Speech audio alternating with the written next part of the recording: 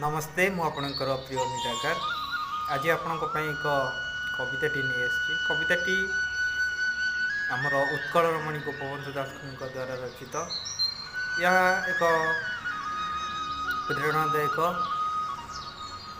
कविताटी है मानव जीवन नुहई केवल वर्ष मास दिन दंड वर्ष मास दिन दंड कर्मे जिए नर कर्म एका तार जीवनर मानदंड जीवनर मानदंड।